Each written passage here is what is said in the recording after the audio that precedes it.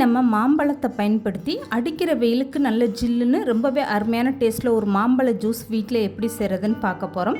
எப்போதுமே இந்த வெயில் காலத்தில் மாம்பழ ஜூஸ் நீங்கள் கடையில் வாங்கி தான் குடிச்சிருப்பீங்க. இந்த மாதிரி நீங்கள் ஒரு டைம் வீட்டில் செஞ்சு வச்சுக்கிட்டிங்கன்னா இதை எப்போ வேணாலுமே நீங்கள் ஜூஸாக போட்டு குடிச்சிக்கிறலாம். அவ்வளோ ஒரு அருமையான டேஸ்ட்டாக இருக்கும். குறைஞ்ச செலவில் ரொம்பவே ஈஸியாக இந்த மாம்பழ ஜூஸை செஞ்சு முடிச்சிடலாம். ஹலோ ஃப்ரெண்ட்ஸ், வெல்கம் டு சமையல் டிலைட்.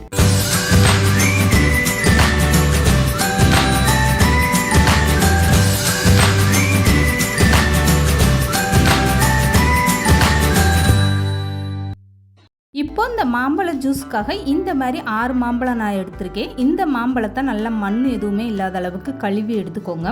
மாம்பழ ஜூஸ்க்கு நீங்கள் மாம்பழம் எடுக்கும்போது ஓரளவுக்கு புளிப்பாக இருந்தால் தான் இந்த ஜூஸ் நல்ல இனிப்பாகவும் புளிப்பாகவும் குடிக்க ரொம்பவே சூப்பராக இருக்கும். இந்த மாம்பழம் ஒரு பகுதி பார்க்கையில் உங்களுக்கு சிகப்பாகவும் கீழே பச்சை கலரில் இருக்கும். ஆனால் நீங்கள் கட் பண்ணி பார்த்தீங்கன்னா உள்ளே நல்லா பழமாகவே இருக்கும். இந்த மாம்பழம் உங்களுக்கு ஜூஸுக்கு ரொம்பவே கரெக்டான மாம்பழமாக இருக்கும். இப்போ இந்த மாம்பழத்தில் இருக்கக்கூடிய தோலெல்லாம் நீக்கி இந்த மாதிரி தனியாக எடுத்து வச்சுக்கோங்க. இந்த மாம்பழ சீசன் கிடைக்கும்போது 1 கிலோ 2 கிலோன்னு அதிக அளவில் நீங்கள் மாம்பழம் வாங்கிட்டு இந்த மாதிரி நீங்கள் ஜூஸாக போட்டு வச்சுக்கோங்க. எப்போல்லாம் நீங்கள் வெளியில் போயிட்டு வரீங்களோ அதுக்கப்புறமா இதை ஜூஸாக உடனே போட்டு கலந்து குடிக்க ரொம்பவே ஈஸியாக இருக்கும். இப்போ மாம்பழத்தில் இருக்கக்கூடிய தோலெல்லாம் நீக்கி வச்சு பாருங்கள். இதுக்கப்புறமா இந்த மாம்பழத்தை சின்ன சின்ன பீஸாக கட் பண்ணி எடுத்துக்கோங்க. இப்போ தோல் நீக்கின மாம்பழத்தை பார்க்கும்போதே தெரியும் எந்த அளவுக்கு நல்லா பழமாக இருக்குது பாருங்கள். வெளியில் இருக்கக்கூடிய தோல் பச்சை கலர்லேயே சிவப்பு கலர்லேயே இருக்கும். உங்களுக்கு பார்க்குறதுக்கு காய் மாதிரி தான் இருக்கும்.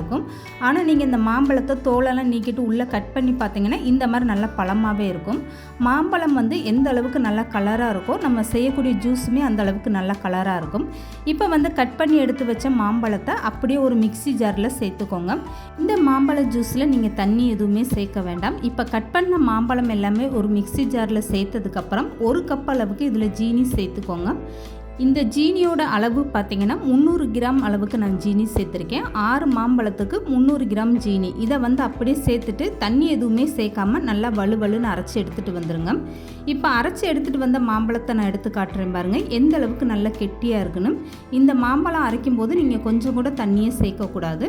இந்த மாம்பழ ஜூஸில் நீங்கள் எந்த ஒரு ஃபுட் கலருமே சேர்க்க வேண்டாங்க. மாம்பழத்தோட ஒரிஜினல் கலரே உங்களுக்கு பார்க்குறதுக்கு ரொம்பவே சூப்பராக இருக்கும்.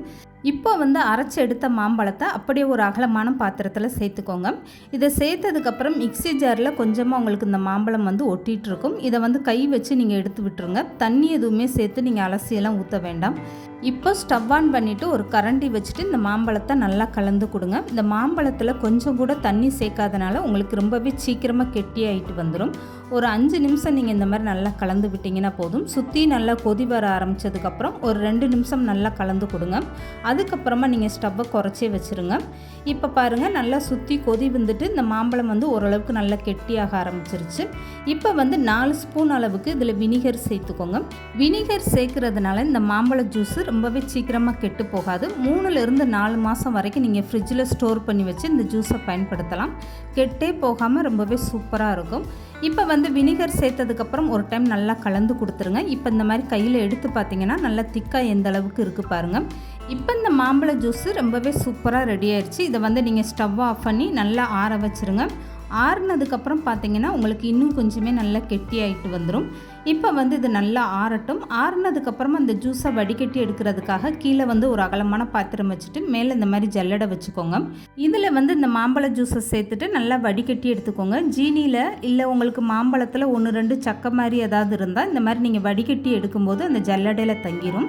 இப்போ ஒரு கரண்டி வச்சு இந்த மாதிரி நல்லா கலந்து கொடுங்க. கீழே பாருங்கள் எந்த அளவுக்கு நல்லா மாம்பழ ஜூஸ் எல்லாம் இறங்குதுன்னு. இந்த அளவுக்கு ஜூஸ் பார்க்குறதுக்கே ஒரு கலராக ரொம்பவே சூப்பராக வந்திருக்கு பாருங்கள். இப்போ இந்த ஜூஸை நல்லா ஆறுனதுக்கப்புறமா ஒரு ஈரமில்லாத பாட்டிலில் ஊற்றி எடுத்து ஃப்ரிட்ஜில் வச்சுக்கோங்க. எப்போல்லாம் ஜூஸ் போட தோணுதோ அந்த மாதிரி டயத்தில் நீங்கள் இந்த ஜூஸை எடுத்து பயன்படுத்தலாம்.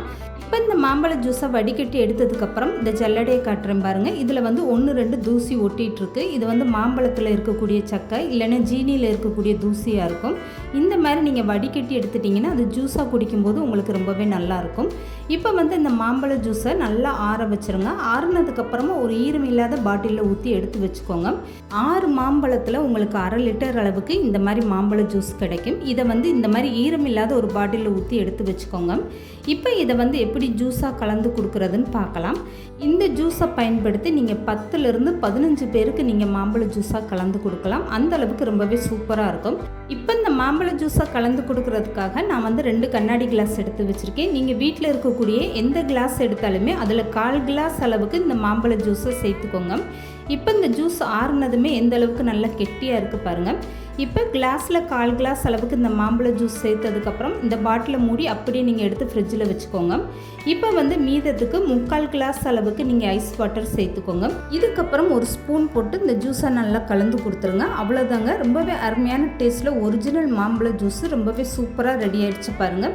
இந்த மாதிரி நீங்கள் அதிக அளவில் இந்த மாம்பழ ஜூஸை செஞ்சு ஃப்ரிட்ஜில் வச்சுக்கிட்டா போதுங்க. எப்போ வேணுமோ அந்த மாதிரி டயத்தில் நீங்கள் மாம்பழ ஜூஸாக குடிச்சுக்கலாம். இந்த ஜூஸ் அப்படியே கடையில் வாங்கக்கூடிய மாம்பழ ஜூஸ் மாதிரி ரொம்பவே அருமையான டேஸ்ட்டாக இருக்கும். இந்த மாதிரி நீங்கள் கண்டிப்பாக ட்ரை பண்ணி பாருங்கள். இந்த வீடியோ பிடிச்சிருந்தா லைக் பண்ணுங்கள், ஷேர் பண்ணுங்கள். மறக்காமல் சமையல் டிலீட் சேனலை சப்ஸ்கிரைப் பண்ணுங்கள்.